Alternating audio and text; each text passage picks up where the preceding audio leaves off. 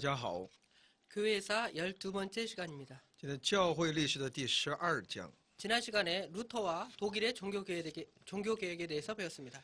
上一讲呢，我们一起来学习了有关路德还有德国的宗教改革。 그 마지막 부분을 정리를 못했는데요. 독일 종교개혁의 마지막 부분만 정리하고 다음으로 넘어가겠습니다. 在上一讲我们还没讲完一部分的内容哈。 신교가 이제 발전하는 과정에 대해서 몇 가지 살펴보겠습니다. 我们来了解一下那个新教，也就是说，基督教学发展的部分。 먼저 1530년 6월 25일에 아우스부르크에서 신앙 고백문이 작성되었습니다. 在1530年6月25日呢，在奥格斯堡呢，他们在奥格斯堡制定了信仰告白书。 이것을 기초한 사람은 멜랑턴입니다. 是谁来制定的呢？是有叫梅兰赫。 이 두 신교 두 교파의 공통점을 발견하고요. 종교상의 통일을 갖다가 성취하려는 그 목적으로 칼 5세가 소집하게 되었습니다. 那么这个呢，这次呢是由卡尔五世呢作为为了使新旧两派呢能够发现一个其共通之处为了达到宗教上的统一而招聚的。 이제 카톨릭은 대표가 하나겠고요. 신교는 이제 여러 교파들이 이제 왔겠죠. 所以当时呢天主教呢代表呢只有一位，但在新教基督教里面却有多位的代表。 각각 신교에서 각각 제출한 신앙 내용을 보니까 서로 불일치하는 내용이 있었습니다. 那么在新教里面说他们提交的这些他们的一些意见呢，都有很多一些不同的部分。 그러나 멜랑톤이 기초한 이 아우스부르크 종교의 그 신앙 고백이 가장 가운데 타협점에 있었기 때문에 그것을 중심으로 하게 된 것입니다.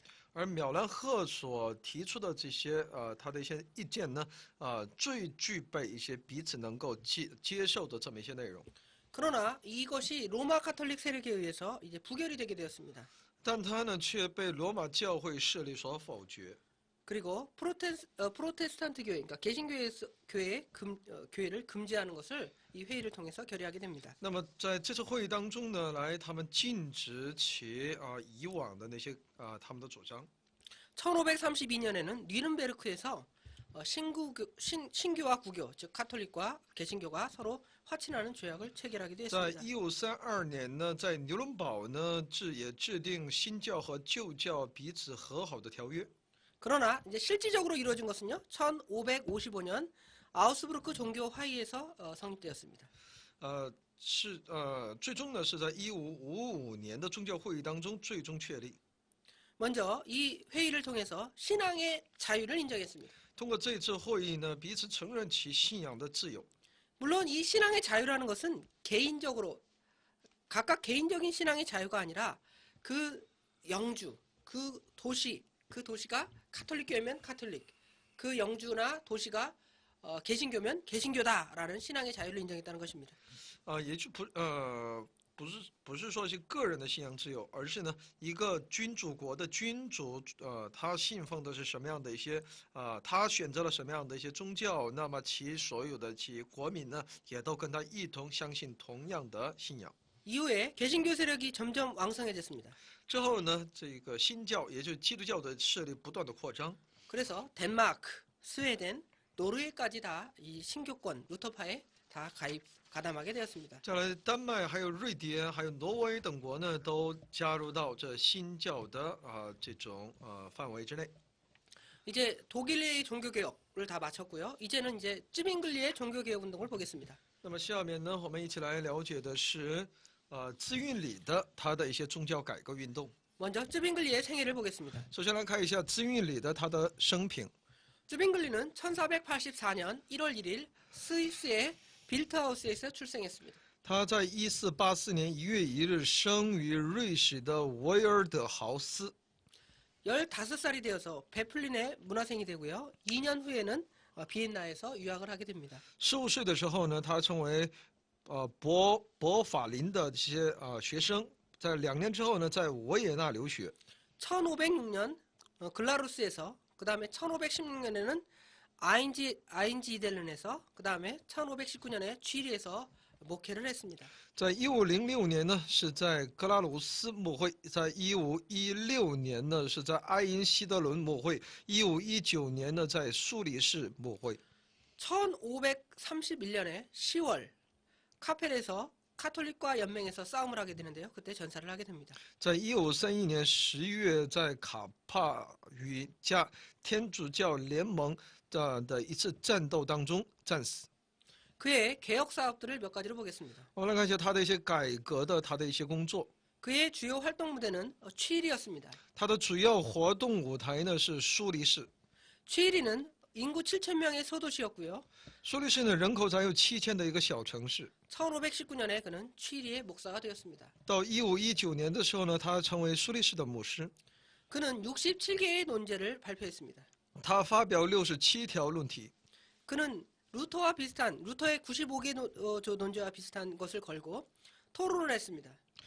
与那路德的95条有类似的内容，他就用这67条展开讨论。 이 토론에서 시위에는 그 논제를 통과시키게 되고요. 那么在市议会呢，就通过了其讨论的内容。 이렇게 통과되게 된 원인은 이 취리가 그 당시에 그 민주국가였기 때문에 그 다수의 지지로 이제 시행되고 통과가 되게 된 것입니다. 因为这苏黎世呢是在当时是民主国家，所以呢在当时呢借着投票多数人的支持呢，最终通过了。 그 내용을 보면 예배의식의 근본적인 개혁입니다. 其内容呢是其礼拜仪式的其根本的改革。 교회 정치의 주권은 교회에 있다고 말했습니다. 他主张教会体制的主权呢是在教会里面。 대회가 조직되었는데요. 其大会被召集， 먼저 목사하고요. 有牧师， 각 교회의 대표 2명, 还有各教会的代表2名， 그다음에 정부 대표 8명이 还有 이렇게 대회를 8 조직합니다. 名的政府代表。 쯔빙글리의 신학을 살펴보겠습니다. 那我们来看一下慈运里的神学。 그는 루터와 비슷하게 이신득이의 사상을 주장했습니다. 他跟路德有类似的因信称义的这样的一个主张。 그다음에 성경의 권위를 주장했고요. 他主张圣经的权威， 만인 제사 장소를 주장했습니다. 他也主张万人祭司这么一个主张。 그의 그 중심 사상에는 신의지 중심 사상이라고 합니다. 他的一个中心内容就是以新的意志中心思想。 그는 성찬에 있어서 기념설, 상징설을 주장했습니다. 有关在圣餐这仪式呢，他主张这是一种纪念，这是一种象征。 그는 교회와 국가의 관계에 있어서 교권을 배격했고요. 민주법을 주장했습니다. 在与教会和国家之间的关系当中呢，他排除那教权的背景，他排除教权，他主张以民主宪法。 이러한 쯔빙글리의 개혁 운동은 스위스 각지로 이제 개혁 운동이 이제 확장되게 된 겁니다. 慈运里的这种改革运动呢，传递到瑞士的各地。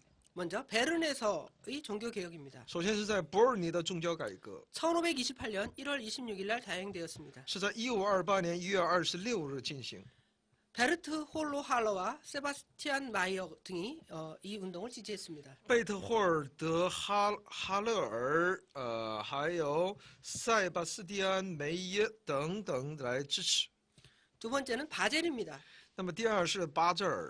1525년 2월에 개혁 운동이 일어났고요. 那么在这里是1525年2月兴起改革， 요한 웨클람 파디우스가 개혁의 핵심 인물이었습니다. 其改革的核心人物呢是约翰·厄克兰帕提乌斯， 그는 목사였고 대학 교수였습니다. 他是牧师，又是大学教授， 그 다음에 쯔빙글리 다음으로 가는 교회 개혁 운동가였습니다. 他是仅次于资运里的这种改革家。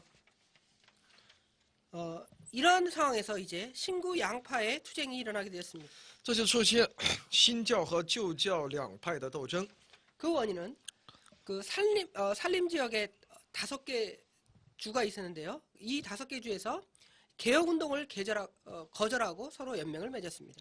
那么说山林这个地区呢，有5个这样的一个地方他们拒绝改革，他们形成联盟。 슈비츠 주가 있는데요. 이 슈비츠 주에서 목사 한 명을 이단이라고 하고 화형을 시켰습니다. 那么其中有一个斯威茨这么一个州地方在当时呢这个地方呢就判定一位牧师为异端，把他判为火刑。 이러한 신교 구교의 이런 대립은 그런 대입 속에 이제 조약을 맺게 됩니다. 那么因为有这样的彼此的对立，后来就彼此立约。 첫 번째는 카펠 제1조약입니다. 首先他们有卡佩尔第一条约。 이 카펠 제1조약의 내용을 보면 산림 지역에 주는 군비를 지출한다 이렇게 말했습니다. 所以呢，在这儿主张呢，山林这个地区的一些州呢，他们负责军费的支出。 두 번째로는 각 주, 아까 말하는 그 각 주죠. 각 주의 신앙은 다수 어느 것이 더 많으냐에 따라 그에 따라 결정한다는 것입니다. 而且每个州呢，他们有关接受新和旧的这种这些宗教的过程当中呢，他们都要因着他们的投票而决定。 종교상의 문제로 서로 분쟁하지 말자고 이렇게 제1조약에서 조약을 맺게 된 것입니다. 而且在这一条约当中，他们彼此决定不要因着宗教的一些问题彼此纷争。 카펠 제2조약입니다. 那么有卡佩尔第二条约。 카펠 제2조약이 맺어지게 된 배경은 아까 카펠 제1조약을 맺었는데 그 제1조약을 이제 1531년이 되어서 그 산림주 지역에 사는 그 5개의 주에서 조약을 어기고 군사 8,000명을 데리고 와서 취의리를 급습했습니다. 在1531年呢，在这山林这一地区的一些州呢，他们违背其原先所签订的条约，带着8000人的军队呢，他们奇袭这个地方，自运里。 개혁 도시들도 이제 그에 대항을 했지만 전쟁에서 아주 지게 되고요. 이에서 이 전쟁에서 쯔빙글리가 전사를 하게 됩니다. 所以呢，就主张改革的这些城市呢，就对抗，就在这次战争当中的自运里战死。 그러면서 이제 조약이 체결되게 됩니다. 那么他们在借着这么一个战争呢，他们又制定条约。 아까는 그 산림 지역의 주가 그러니까 5개의 주가 그 전쟁을 시작해서 그 군비를 지출하라고 했는데 반대로 이제는 개혁 도시의 주가 군비를 지출해야 한다 이렇게 결의가 맺어지게 되었습니다. 也就是那些主张改革的那些城市、这些州呢，他们负担其军费，然后剩下的5个这个州呢，他们그다음에 이제 5개의 산림 지역 주는 이제 로마 카톨릭을 지킨다라는 결의를 하게 된 것입니다. 剩下的5个这个州呢，他们继续持守其罗马天主教的信仰。 이 쯔빙글리가 이제 루터를 만나게 되는데 그 루터의 만남을 살펴보겠습니다. 那么自运里呢，他后来他曾经也遇见路德。 시기는 그 제1 카펠 조약과 제2 카펠 조약 사이에 이렇게 발생하게 되었습니다. 他们的相会呢，是在第一卡佩尔条约和第二卡佩尔条约期间。 때와 목적은 1529년, 그렇죠? 1529년 10월 1일 마르부르크에서 이렇게 만나게 됐습니다. 其时期呢是在1529年10月1日在马尔堡会见的。 루터와 쯔빙글리의 차이점을 보면 我们来看一下路德和自运里的他们的不同之处。 정치 문제에 있어서 루터는 작센주의 동의를 얻으려 했습니다. 从政治的问题当中呢，路德呢想要获得萨克森这个地区的同意。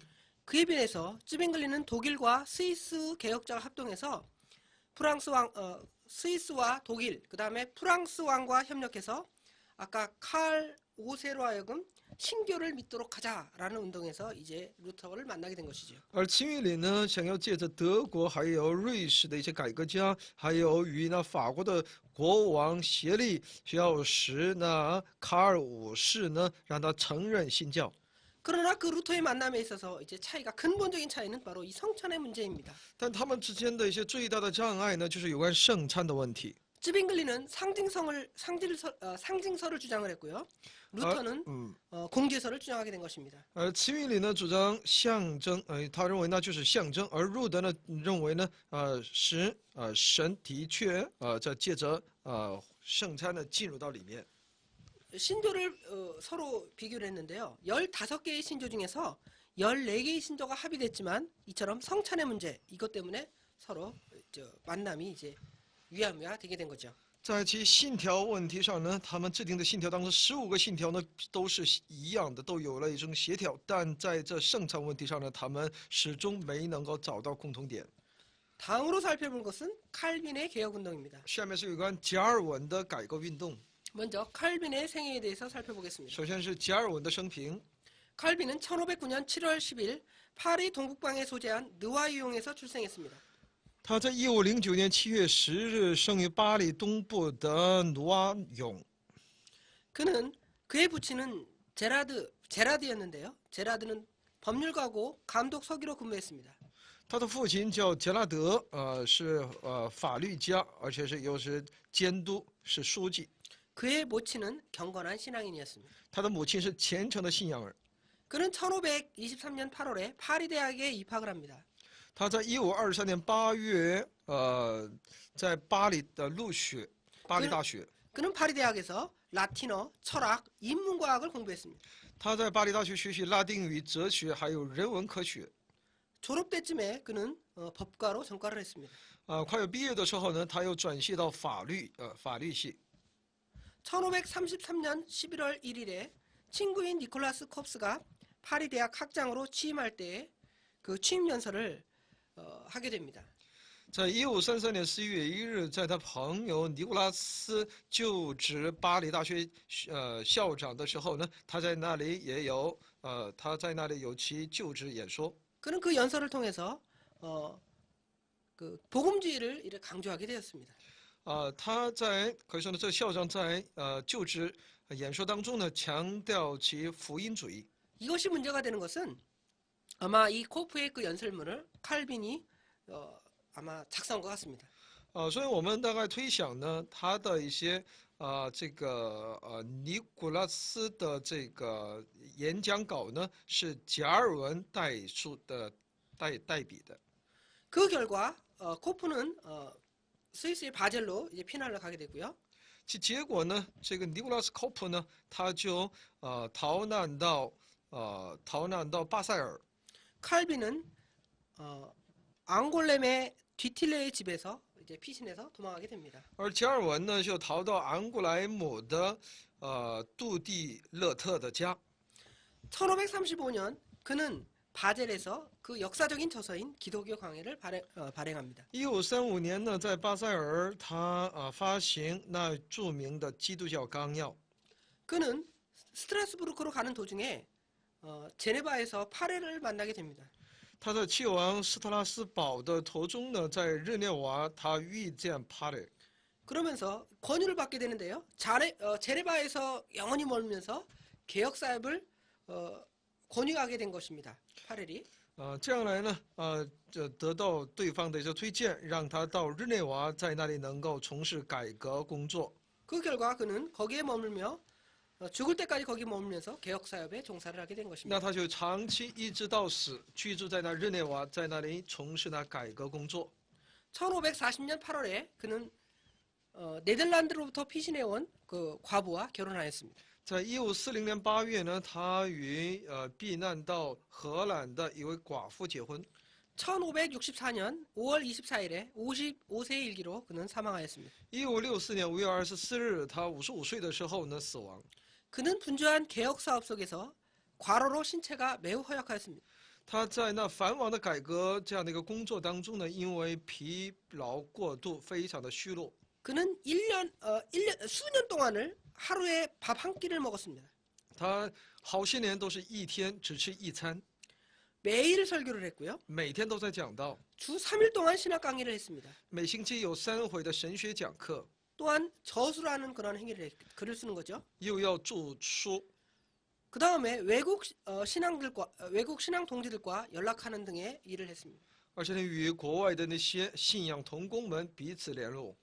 이렇게 과로로 지내다가 이제 하나님 옆에 가게 된 거죠. 这样呢，他疲劳过度而死亡。 칼빈의 제네바 개혁 운동에 대해서 살펴보겠습니다. 那我们看一下加尔文的日内瓦改革运动。 먼저 개혁 전에 그 제네바의 정치 조직에 대해서 보겠습니다. 首先来了解一下改革之前的日内瓦的政治状况。 제네바시는 다른 그 스위스의 여러 도시들처럼 자치권이 있었습니다. 日内瓦呢，它也有自治权利。 그 당시에 시정을 세 종류의 의회가 지배하고 있었습니다. 当时的市政呢，有3个种类的议会来他们来带领。 평의회, 有评议会， 그다음에 200명의 의회, 还有200人的议会， 그다음에 시민총회 이렇게 세 종류입니다. 还有市民总会。 이제 제네바의 개혁 운동이 구체적으로 일어나게 되는데요.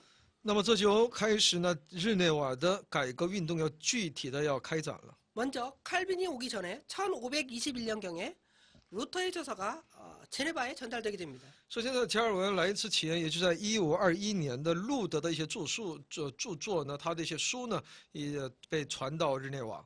그러한 까닭에 개혁운동의 기운이 이 제네바 지역에 가득 차게 되었고요. 보통 사람들도 다 이렇게 동요를 하게 된 것입니다. 因此呢，这种改革运动这种氛围呢，已经在日内瓦已经很成熟了。 근데 옆에 파렐이 그 옆에 도시 베르네에 가서 이 개혁운동을 하는데 이제 성공을 하게 됩니다. 那个罗勒呢，在其伯尼尔在展开改革运动他就改革运动的时候呢，他在那个城市成功了。 이것이 이제 옆에 있는 도시인 제네바에 이제 자극이 된 것입니다. 这就对其邻近的城市日内瓦呢形成了很大的刺激， 그래서 이제 개혁운동을 시작하는 거죠. 这就开始了改革运动。 그래서 이제 먼저 200인의 의회에서는 미사를 금하는 그런 결의를 했습니다. 这样呢，在200人的议会当中呢，他们就通过禁止弥撒的这么一个决议 그러면서 이제 풍속을 개량하고 규율을 엄하게 시켰습니다. 他们就改革那些风俗，他们严守纪律。 다음에 파렐과 칼빈의 그 제네바 개혁운동의 내용을 더 살펴보겠습니다. 然后继续看一下法罗勒德和加尔文的一些改革运动。 이 칼빈은 그 제네바에 있는 3명의 목사 중에 한 사람이었습니다. 加尔文是在日内瓦的3位牧师当中的一位。 그런데 이제 개혁운동을 시작하니까 이 시민들이 반항을 하게 되어서 의회는 파렐과 이제 칼빈을 그 제네바에서 추방을 결의했습니다. 但却引起了那些市民的反抗，这样来议会呢就驱逐法勒勒和这加尔文。 추방된 칼빈은 스트라스부르크에서 3년을 있으면서 3년 동안 성경 주석을 집필합니다. 被驱逐的这个加尔文呢，在斯特勒格呢，他在那里从事3年的有关圣经注释。 이렇게 물론 뭐 3년 안에 이게 다 주석을 집필한 게 아니고 아마 그때부터 주석들이 주로 이제 집필이 되기 시작한 것 같습니다. 他就在这个时候开始了有关对于圣经的一些注解。 그러나 이제 쫓겨났던 칼빈과 파렐이 1541년 다시 이제 신파가 그 제네바를 집권하면서 다시 초청을 받게 되고요. 23년 동안 머물면서 개혁운동을 전력했습니다. 但在1541年的时候呢，这个新教呢，他们重新执政日内瓦，所以呢，他们重新邀请那个加尔文还有法勒勒重新回来，他们在那里23年居住在那里，不断进行改革运动。 처음 13년 동안은 굉장히 반대가 많아서 고전을 했습니다. 头13年呢，的确遇到很多的一些反对，真的非常的艰难。 그러나 이제 이제 13년이 지난 후기 10년 동안에는 이제 성공적인 개혁 사업을 전개하게 되었습니다. 但其后期的10年当中呢，却能够进行成功的改革工作。 칼빈의 그 개혁 그 사업 내용들을 구체적으로 보겠습니다. 那我们来具体的看一下加尔文的改革的那些内容。 칼빈은 그 이상 속에 정교일체 신정건설에 그 마음을 두고 있었습니다. 那么加尔文呢，在他的理想当中呢，他是希望能够政教一致，还是神来统治的这么一个构想。 그는 교회법을 제정을 했습니다. 他制定教会法。 교회법에서 교회 정치는 감독 없이 국가의 간섭을 받지 않는다 이렇게 말했습니다. 有关教会的体制呢，也就是说呢，不接受国家的干涉。 교회 직원을 이제 3종류로 나눴는데요. 목사, 장로, 집사 이렇게 나눈 거죠. 那么有关教会的职员当中呢，他制定有牧师、有长老、有执事。 목사가 먼저 이 사람은 목사다 선정을 해야 되겠고요. 那么牧师呢，必须由牧师会呢来选定某人，就把他成为牧师，立为牧师。 그다음에 시위에서 이제 인정받은 사람을 회부하게 되고 교회는 동의한다 이렇게 확정을 하게 되는 과정입니다. 然后市议会呢对此通知市议会这样的一个决定，然后呢教会最终确认。 교회 그 정치는 장로가 담당을 합니다. 教会的一些体制这方面还有运转方面呢，由长老负责。 회계와 구제 사업은 이제 집사들이 담당하게 된 거죠. 而会计呢和周记的工作呢由执事来担任。 교인들은 전 시민이 다 교인입니다. 教徒呢信徒呢是整个这个市民都是信徒， 그 교인들은 다 신앙 고백을 해야 했습니다. 信徒呢都必须有其信仰告白。 그다음에 평의회를 조직을 했는데요. 还有评议会 목사 5명, 有5位牧师， 장로 12명으로 조직되었습니다. 有12位长老。 그들은 풍속과 도덕을 갖다가 채취하는 기관이었고요. 매주 1회 회집하였습니다. 他们每星期有一次的这样的一个召集啊，他们主要以组织各样的风俗道德这方面呢，他们负责管理。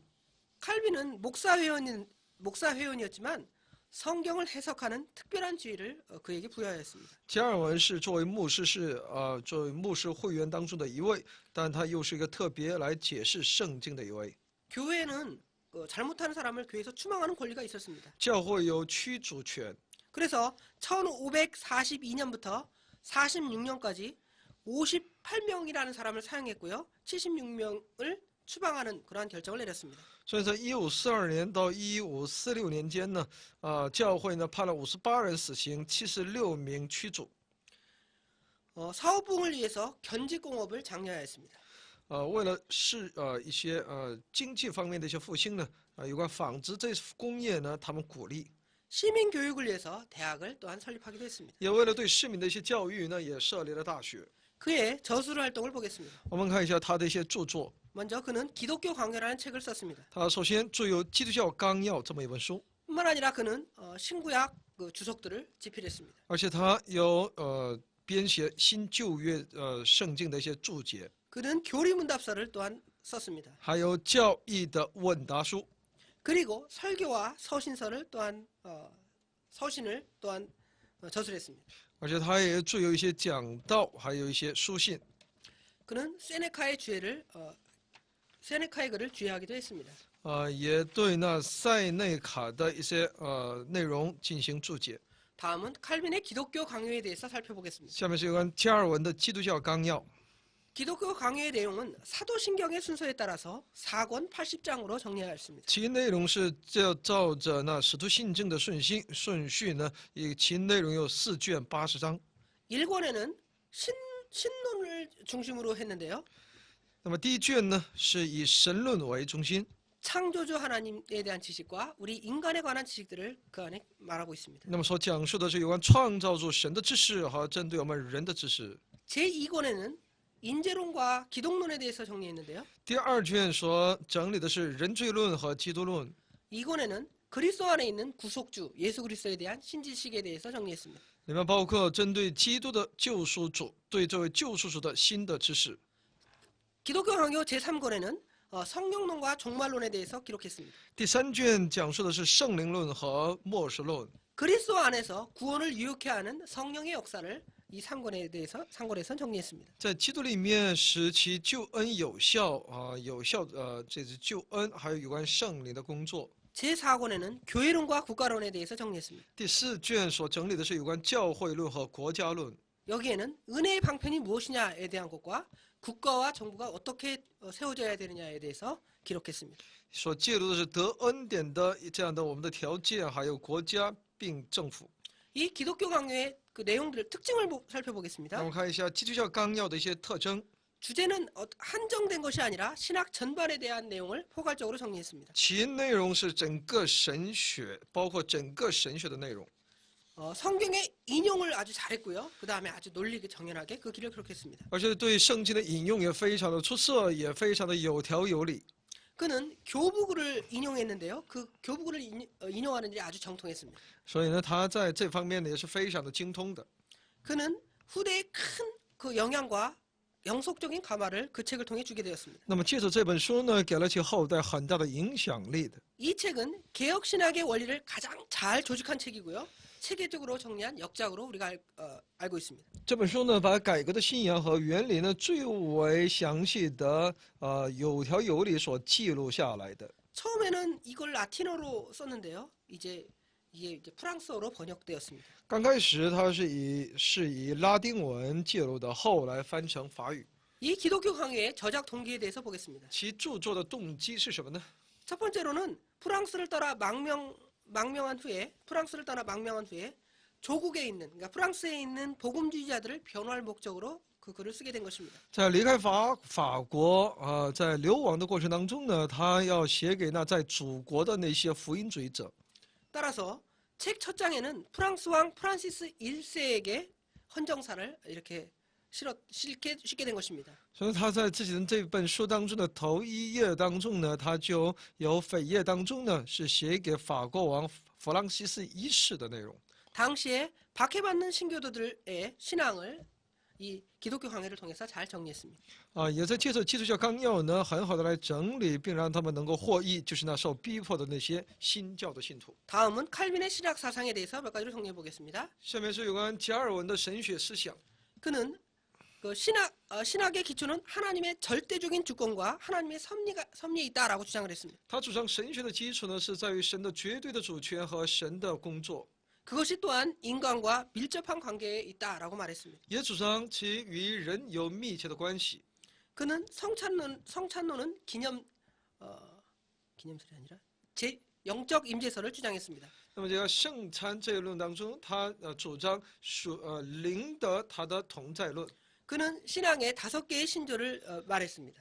他主张信仰的5条信条。 물론 신조가 여러 개가 많겠지만 기본적으로 이 칼빈의 사상을 잘 정리한 것이죠. 当然信条是很多的，但是这是最基本的加尔文的信条。 그는 인간의 전적 타락을 첫 번째로 말했습니다. 他首先主张人的绝对的堕落。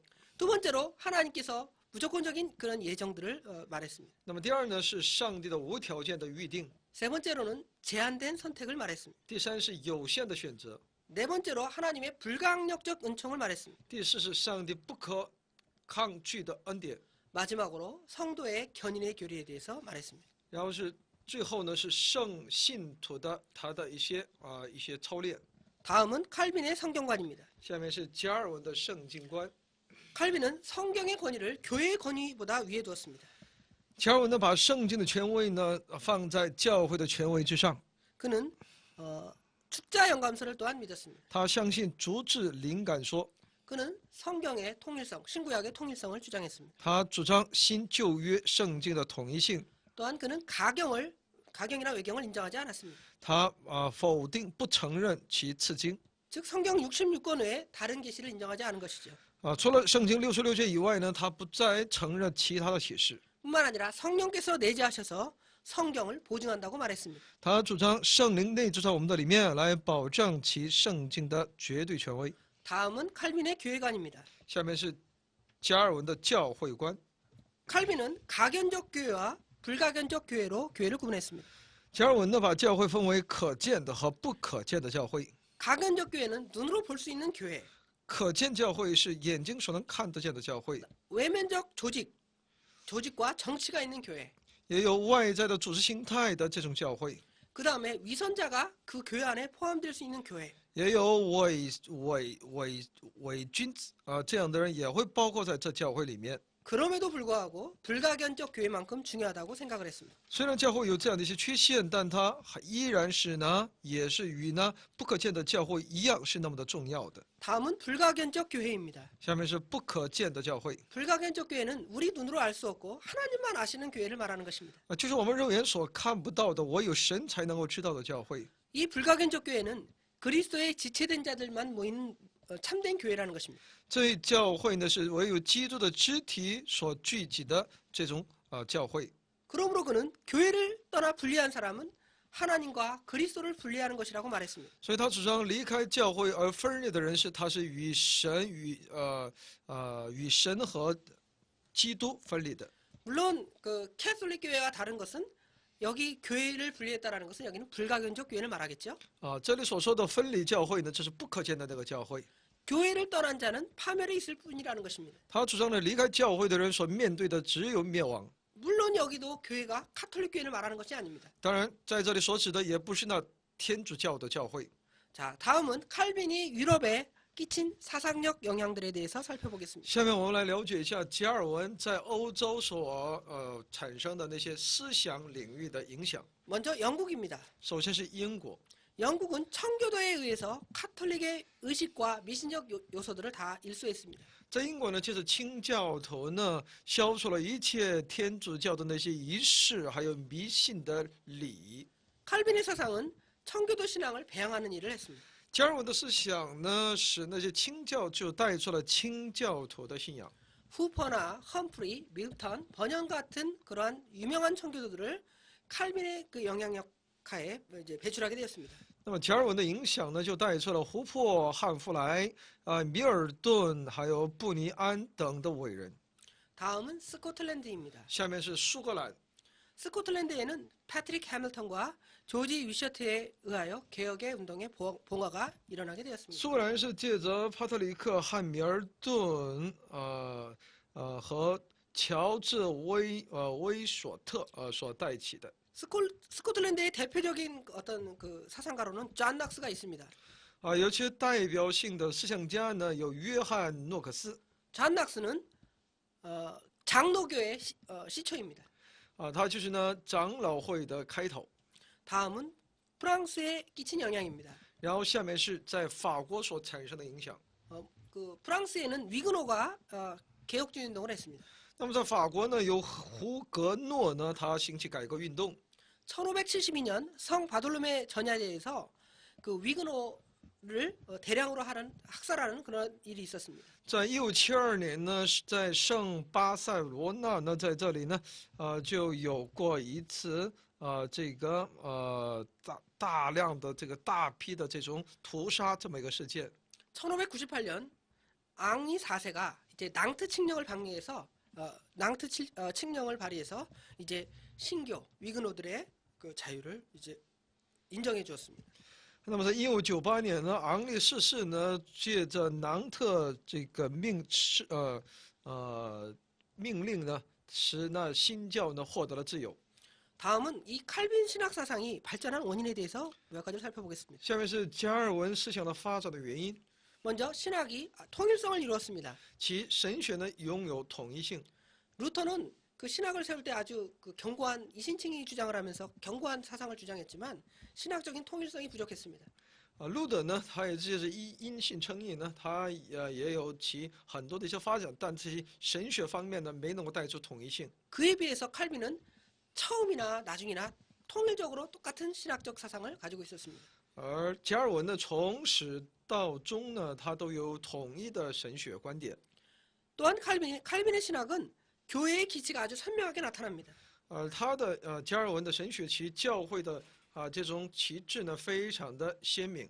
그의 교회 정치는 세계 각국에 공통적으로 정의해도 편리한 점이 많이 있었습니다. 其教会政治呢，在应用到世界各个国家都没有拒绝。 또한 칼빈의 사상은 기독교 생활을 훈련에 치중해서 시료를 크게 거두게 되었습니다. 而且其思想呢，在基督教生活其训练当中都带出非常有效的。 칼빈의 사상은 제세례파와 루터파와 쯔비링기파를 넓게 포용하였습니다.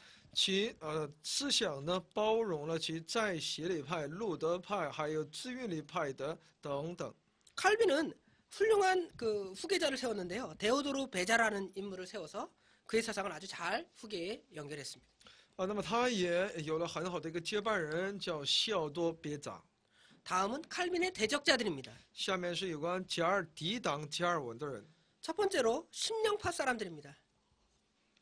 那么第一呢，就是有关心灵派， 그는 사상상의 그 자유파였습니다. 他是在思想当中的自由派。 그들은 범신론적인 신비가들의 사상의 무리였습니다. 他们是一群遵奉这个泛神论的。 두 번째로는 정치상의 자유주의자들이었습니다. 那么第二是政治上的自由主义者。 세 번째로는 카스텔리오라는 인물입니다. 第三是叫一个卡斯泰利奥的人。 카스텔리오는 프랑스 출신의 고문학자였고 칼빈의 친구였습니다. 他是法国的一位学者，是加尔文的朋友。 또한 그는 제네바 신학교의 교장이었습니다. 他又是日内瓦神学院的校长。 그런데 그는 성경의 권위를 불신하고 일부 성경의 정경성을 비판했습니다. 他对其圣经的权威有一些不信，对一部分的一些圣经的正经性呢，他产生怀疑。 그는 아가서를 옛날에 그 연애하는 글이다, 연가라고 해석해서 칼빈과 충돌했습니다. 他认为呢，雅歌这卷书呢是古时的一些谈恋爱的时候所用的哈一些恋歌所以呢这方面的这个解释方面与加尔文冲突。 그는 그러한 주장을 했기 때문에 직분을 박탈당하고 바젤로 이렇게 쫓겨나게 됩니다. 所以呢他就被解除其职分而被驱逐。 다음은 볼색이라는 인물입니다. 下面就是波尔舍， 볼색은 칼빈의 예정설을 반박했습니다. 他反驳加尔文的预定论。 그는 칼빈을 비방하는 전기를 썼는데요. 그래서 칼빈의 영향력에 큰 손상을 입히게 되었습니다. 他写了那些诽谤加尔文的一些书来削弱其加尔文的影响力。 그는 칼빈의 예정설을 하나님의 은총에 배치되며 하나님을 죄악자로 만드는 죄악의 책임자로 만드는 것이라고 비난했습니다. 他主张加尔文的预定说呢，预定论呢，就是与神的慈爱和恩典是相违背的。 그 역시 직분을 박탈당하고 바젤로 떠나게 됩니다. 认为呢，把神呢推到罪人的这样一个位置上，所以呢，后来他也被驱逐， 다음은 세르베투스입니다. 被驱往巴塞尔。然后下一个呢，就是谢鲁别图斯， 세르베투스는 스페인 사람으로 급격한 자유주의 사상가였습니다. 他是西班牙人，他是激进自由主义思想家。 그는 삼위일체 교리가 잘못되었다고 서술했습니다. 他认为呢，三位一体的教义是错误的。 그는 칼케돈에 의해서 기독론을 정리했는데 그 기독론을 반대했고요. 유아세례를 반대했습니다. 他是反对基督论和婴儿受洗。 그는 그의 저서, 여기 말하는 삼위일체 교리나 칼케돈 그 반대하는 거나 유아세례를 반대하는 그 저서로 인해서 이제 잡히면 극형을 당하게 되는데 도망해서 지금 제네바로 오게 된 것입니다. 他因着他所写的这些书呢，被判为极刑，他就逃脱到了日内瓦，在那里被软禁。 그런데 제네바에서도 잡혀서 이제 금고형을 당하게 된 것이죠. 在日内瓦呢被抓。 그런데 이제 그 제네바회에서 너는 회심해라 하고 끝까지 권유했지만 그 회심을 거부하고 마지막에 이단으로 정죄되고 화형에 처해지게 된 것입니다. 但他依然没有悔过这样呢被市议会呢被判为异端定罪，被判了火刑。 어떤 사람들은 칼빈이 세르베투스를 이렇게 화형에 처했다고 아주 나쁜 사람이다 이렇게 비난하는 경우가 있습니다. 那么有些人呢就责备这个加尔文呢，他把把反对自己的人呢判为火刑，是他的错。 그러나 세르베투스가 만약에 카톨릭 진영에 있어서 잡혔다고 해도 마찬가지로 거기서 사형을 당했을 것입니다. 但他哪怕是被那天主教的这个势力被抓，他也同样是死路。 다음은 개혁자들의 신학을 몇 가지로 정리해 보겠습니다. 下面是一些改革者的一些神学。 먼저 루터는 그리스도 중심의 신학을 말했습니다. 首先，路德所讲的是以基督为中心的思想， 그의 근본 원칙은 이신칭의, 이신득의를 주장했습니다. 他的一个根本原则呢就是因信称义。 그의 성찬론은 공제설입니다. 他的圣餐论呢，那就是有关神的临在。 루터는 교회는 국가에 복종해야 한다고 말했습니다. 路德主张教会必须服从国家， 그에 비해 이제 즈빙글리는 다릅니다. 而慈运里呢却不同， 즈빙글리는 하나님의 뜻이 중심이다라고 말했습니다. 他说神的旨意是中心， 그러나 그 근본 원칙은 이신칭의가 같습니다. 因信称义是同样的。 그러나 성찬론에서는 그 루터의 공제설과 달리 기념설을 그는 주장했습니다. 但圣餐论当中，他主张的是纪念。 국가에 대해서는 민주헌법을 말했고요. 교권을 배격하는 말을 했습니다. 那么国家这个关于与国家之间的关系呢，他主张民主宪法，还有教权的一些分立。 칼빈의 신학 중심은 절대적인 하나님의 뜻에 있습니다. 而加尔文呢是在神学中心呢是在绝对的神的旨意当中。 그의 신학 근본 원칙은 절대적인 하나님의 주권에 있습니다. 它的根本原则呢就是绝对的神的主权。 그의 성찬론은 공제설도 기념설도 아닌 영적 임재설입니다. 有关圣餐论呢，它是灵里属灵的圣餐当中的领导。 국가와의 관계에 있어서 루터처럼 교회가 국가에 복종한다든가 쯔빙글리처럼 국가의 존재를 다 배격하는 그리고 민주헌법을 주장하는 그런 것이 아니라 칼빈은 국가와 교회를 따로 두는 분리하는 그런 사상을 가지고 있었습니다. 他与路德的国家观或者是基运里的国家观不同的是，他要与国家和教会呢分立，这才重要。 다음은 제세례파입니다. 然后是在洗礼派， 제세례파의 기원입니다. 它的起源。 제세례파는 종교개혁 이전부터 독일, 화란, 이태리 등지에 있던 개혁 신앙을 가진 그런 소수의 적은 무리들이었습니다. 他们在宗教改革之前，也存在于德国、荷兰、意大利等地的那些拥有改革信仰的那些少数一群人。 그들의 동기는 초대교회 형태로 교회를 회복시키는 것을 원칙으로 했습니다. 他们的动机呢，就是要恢复初期教会的形态。 제세례파라는 명칭은 유아 세례를 거부하고 장년 세례만 주장하는 데서 나온 것입니다. 那么在洗礼派呢，他们拒绝婴儿受洗，只主张成年人的洗礼。 중세교회의 조직, 의식, 예전 이런 것들을 반대하고요. 他反对中世纪教会的组织形态，还有仪式，还有一些礼仪。 예배는 자기 나라 말로 자국어로 해야 되고 기도하는 일에 힘을 썼습니다. 他说礼拜呢，必须要用自己国家的语言，而且呢竭力祷告。 제세례파는 교회는 신앙을 고백한 집단체라고 말했습니다. 在洗礼派呢，主张教会是有信仰告白的这一群人的共同体。 그들은 1527년 아우스부르크 총회에서 회집되어 제세례파 교회를 조직했습니다. 在1527年呢，在奥格斯堡总会当中，他们形成这个在洗礼教会。 교회 정치는 칼빈과 유사하게 장로, 목사, 장로, 집사직을 두었습니다. 其教会体制呢，与加尔文有类似，有牧师、长老、执事。 이 제세례파의 대표자로서는 발디자르 휘브마이어와 한스 댕크 등이 있습니다. 其代表人物呢有巴尔塔萨，还有汉斯。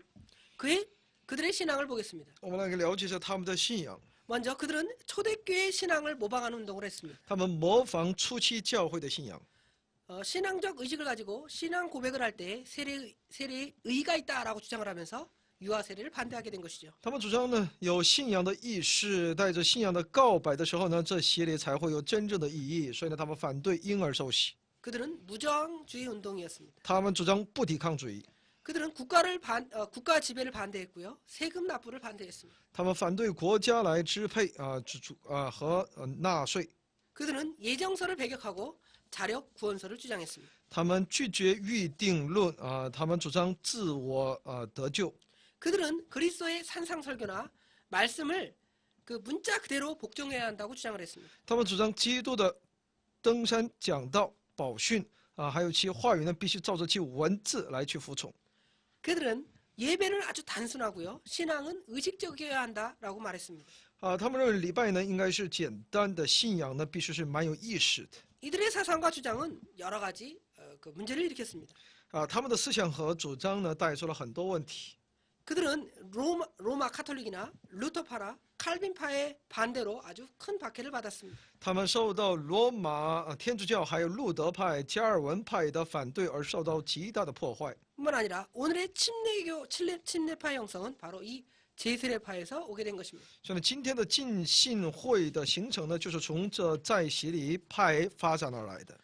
지금까지 루터의 종교개혁과 칼빈의 종교개혁, 제세례파까지 이렇게 공부했습니다. 那么我们已经学到了路德，还有加尔文还有在洗礼派的他们的一些思想内容。